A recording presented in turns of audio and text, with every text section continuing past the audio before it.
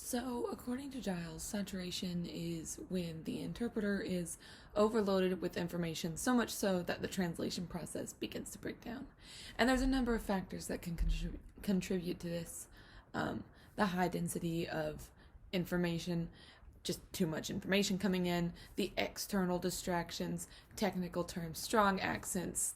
I think we all know the drill by now. And all of this leads to saturation. The strategies that can be used to avoid saturation include chunking, obviously taking things in small chunks, and also visualization. If we can visualize what is happening in terms of if we can visualize the text being said in our heads before we even say anything out of our mouths, we've already done it once, so we can just repeat it out vocally. And of course, chunking information and controlling whatever is possible to be controlled. Obviously, if you're in an interpreting environment, space is limited. You can't always move a chair or have somebody, be quiet. There's no real life mute button, but you should be able to self-advocate and control wherever possible, which also leads into demand-control schema, which I will discuss later. Moving on to the next question, memory and extra-linguistic knowledge are both things that can work to support your translation. And then Giles has this famous equation that's linguistic knowledge plus extra-linguistic knowledge equals comprehension, which is not something I necessarily agree with, but it's besides the point. Memory and extra-linguistic knowledge can support your translation, or they can also really increase the presence of your bias in that translation. And so a good example of this would be educational interpreting. If you know too much about the topic, you might try to insert yourself into the topic, and then your biases are going to be really present in that translation.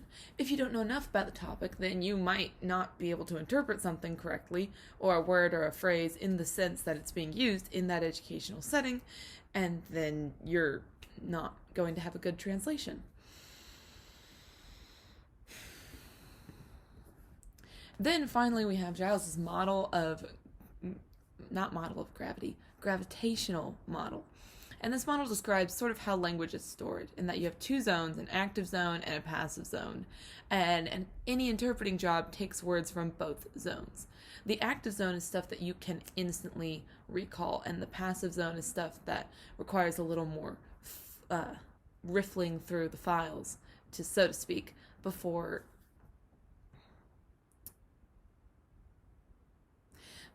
it is before it's discovered, obviously. We want to try as interpreters to put as many things in our active memory as possible, and especially before any sort of interpreting job. Whatever preparation you do, most of that preparation is moving things into your active memory, which makes it easier on you to not only interpret, but interpret well and create an interpretation or a translation that is your best work. Then we have demand and control schema, and I explained this in my reading application number 2, but the demand control theory or schema, the words are slightly synonymous. Demand control theory is the idea that stress is a result of the workplace and the worker and the interactions between those two, and how much control the worker has over the workplace and the kind of demands the workplace places upon the worker. It's illustrated in that article through a quadrant graph that consists of high strain, active, low strain, and passive jobs. And essentially a job that requires little, I don't want to say skill, because that's not the proper word here, but there are passive jobs that are just not super heavy in their demands and that you're way overqualified for. There are low strain jobs where you're qualified for it, but the demands it's placing upon you are not very strenuous. Then there are active jobs, which is the ideal, where you are qualified for it, but it also places demands upon you. It's challenging, but it's not hard. It's not difficult. It's not a thing that makes you hate your life. It is an active job where you go in every day and at the end of the day you feel like you have done a good job of resolving the challenge that that job presents, but it's not necessarily hard or difficult. It's only challenging. And a high strain job is where that challenging starts to turn into a nightmare. That challenging starts to turn into something that can really, that you don't have the ability to control. You don't have the knowledge and the skills to do the job. And so what was once an active job now turns into this really hard, difficult, and nearly impossible thing to do that you are required to do every single day until you are able to move away from that job. So ideally we have an active job, and as interpreters there are things we can control and there are things we can't control, and this is why, of course, we consider our I don't want to say client, but our audience's experience and prior interactions with interpreters, and why we prepare for the unexpected. And this is also why we team, because that way you can have multiple people, if possible, to help in difficult situations, if the situation does become difficult. So moving on to the next question, the author's intent is always going to be important, because when you translate the meaning of a passage, you don't have their original thoughts, but if you know their intent, you can create a translation that presents those thoughts in a much better way than if you did not know the author's intent. And of course, prior experience with things also helps you in the reformulation phase of interpreting. So all of this is going into the reformulation phase of interpreting, essentially where you've already understood everything, you've already analyzed everything, now you're putting it all back together. And so knowing the author's intent helps you make stylistic choices. It helps you... What does it help you do? It helps you make stylistic choices. It helps you make word choices. All of the choices that you have to make, it helps you with that. If it's a kid speaking, you're going to use different words, different signs, different vocabulary than if it were an adult speaking, or depending on the person's background, you are going to shift that translation to whatever you assume them to have sounded like. And this is all in order to make a more dynamically equivalent translation, which of course will be discussed further.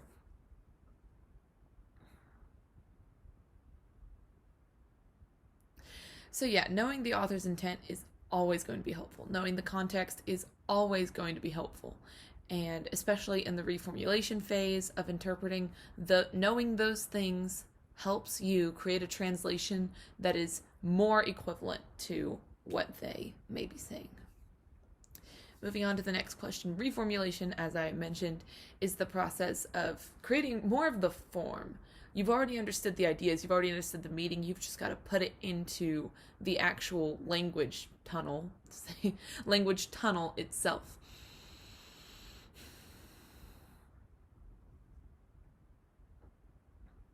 And this is very different from analysis, where you are trying to figure out the meaning. And analysis is more of your own individual comprehension, and then reformulation is you putting it into a format that is the translation or the interpretation. So the two are similar in that both require understanding the language, both require all of the things we discussed previously. Hopefully you know the author, maybe you know the author or the context or whatever. All of that stuff is important in both of them, but one of them is an internal process and one of them is a process that is internal but is eventually going to become external through the process of translation and all that. Moving on to the next question. Dynamic equivalence is obviously the idea that a translation that the target audience has the same reaction to the source material that the original audience had.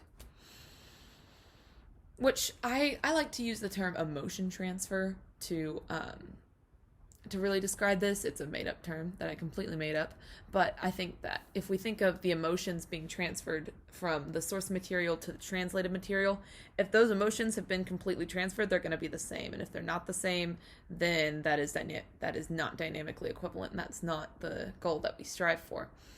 But dynamic equivalence also takes into account the cultural significance and a more broad context of what is happening. Whereas formal correspondence is it's what Google Translate does. I'm going to use this example, which I hope is relevant. It's what Google Translate does. Google Translate will translate things, but it is a formal correspondence. Google Translate can't understand that a word has many different meanings. Google Translate has a very difficult time understanding that what is culturally significant in one audience may not be culturally significant in another audience. So formal correspondence ends up being the opposite. Sometimes people call it the opposite of dynamic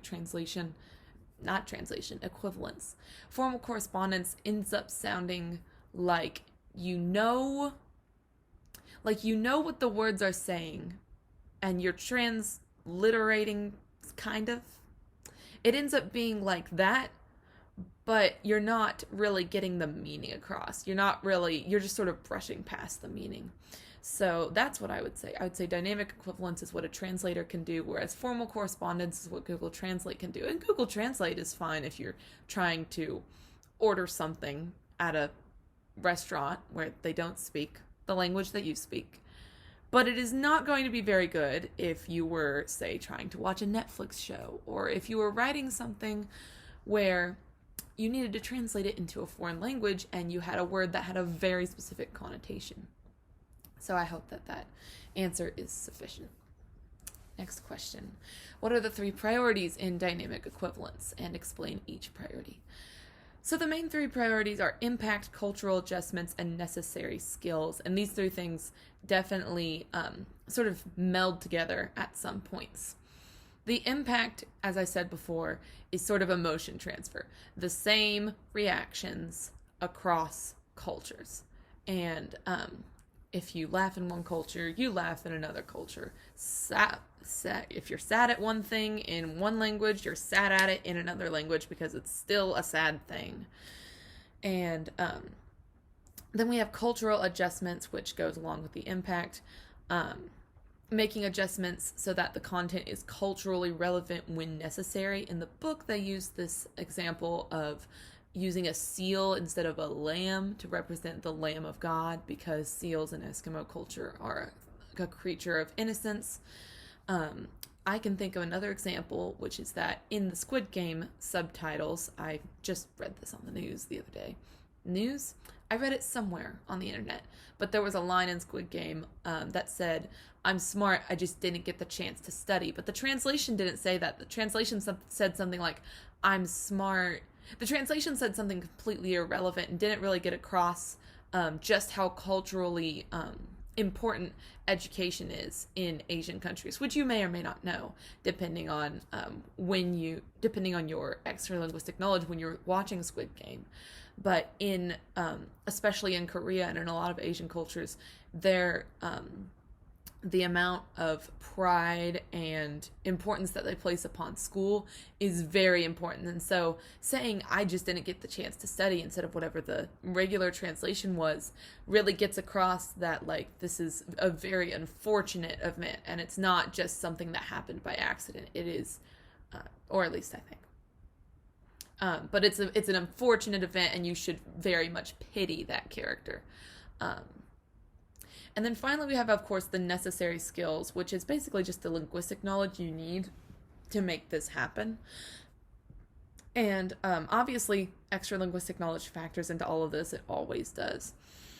But you need the skills in order to make these dynamically equivalent translations. In ASL, this means space, classifiers, other techniques such as listing and contrastive structure, anything you can do to make the concept easier to understand, which often includes making things visual.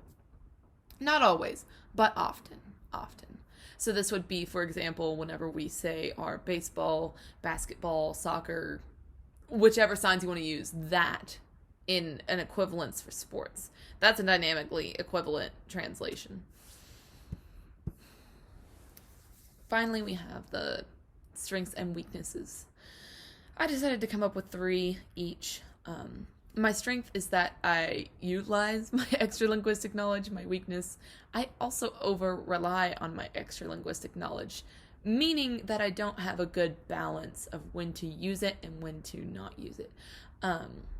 I remember utilizing my extra-linguistic knowledge when I was watching a presentation during one of my volunteering sessions at ASD, and this guy signed HD and held up a hard drive, and I knew what a hard drive was, so I said hard drive, and the woman Penny sitting next to me said high definition, because she had a different background than me. She's much older than me, and so when she grew up, HD was just high definition, but it's also hard drive. But I also over-rely on my extra-linguistic knowledge, and I know this because today in French, I was listening to a piece that I wasn't totally understanding, but I was attempting to apply some sort of meaning to it, and I filled out my answers. I had to get the gist and then give some specific details. So I wrote down my specific details, and I eventually came up with, at first I thought, oh, this is a story about a zero-waste store where they are not having packaging and you're bringing your own boxes. But then the other details I was catching didn't line up with that. And so I was attempting to use my extra-linguistic knowledge about the zero-waste movement and trying to, not have so much stuff in packaging. I was trying to use that to apply meaning to this when I'm not really sure that's what it was about. I never did find out what that was about. Moving on. I really like the way that I can come up with creative ways to express idioms, but in contrast to that, I am more drawn to a literal translation that may not always be the best option. So I think I have the capacity to express idioms creatively, and I also think that as I continue in my ASL journey, I'm going to learn more signs and more techniques to help me express idioms in a better way. I think I'm okay at it because of the way that my brain works. But of course, I really like literal translations sometimes. Sometimes I'll see a translation somewhere out in the world and I'll be like, oh, but this would sound so much better if they just said it as it was being said, which isn't always the case, and I don't really know why I'm like that, but I do think that I'm more drawn to a literal translation, and that may not always be the best option. I thought I had 3, I only have 2. I apologize. So, of course, the strategies I will use to maintain and improve my translation skills, I'm always listening to other people's convos for extra-linguistic knowledge. I am always, anytime I hear anything that is not what I normally say, I'm usually very interested because I love gaining extra-linguistic knowledge wherever I can. And so I just plan to continue to really explore the world and learn as much as I can about everything. And I also plan to try to chunk things in conversation. I think that would probably help me. Oh, goodness. Wouldn't that help me if I could chunk things in in conversation. But practicing those chunking skills when I'm listening to a regular conversation will likely help me improve as an interpreter in the future. So this final question, my biggest takeaway from this class is that translation and interpretation is very complicated, but that's a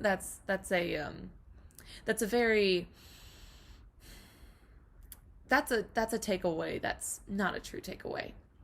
My real takeaway from this class is that we as translators are constantly in the business of striving for dynamic equivalence, but being left in a field of uncertainty on whether or not we are going to achieve it.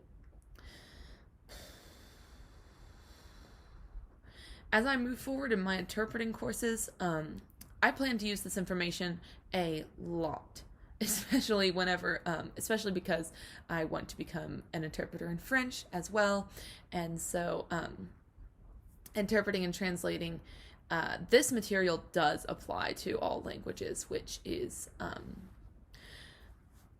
something that I know I've brought up in class many times. But as I move forward in my interpreting classes, I will just continue to try and remember as many of these things as possible, which I know will get easier as I become a more professional interpreter and as I continue to have experience with this stuff.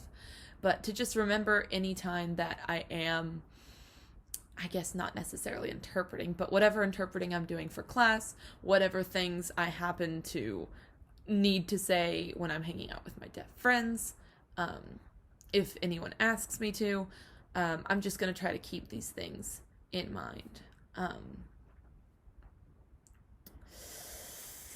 Which really just means utilizing them and having those light bulbs go off in your brain that says, oh, that's the author's intent. That's dynamic equivalence. Let's try not to go to formal correspondence. So as I said, those are my biggest takeaways from this class. It is very useful material that I do plan to rely on a lot for my future career.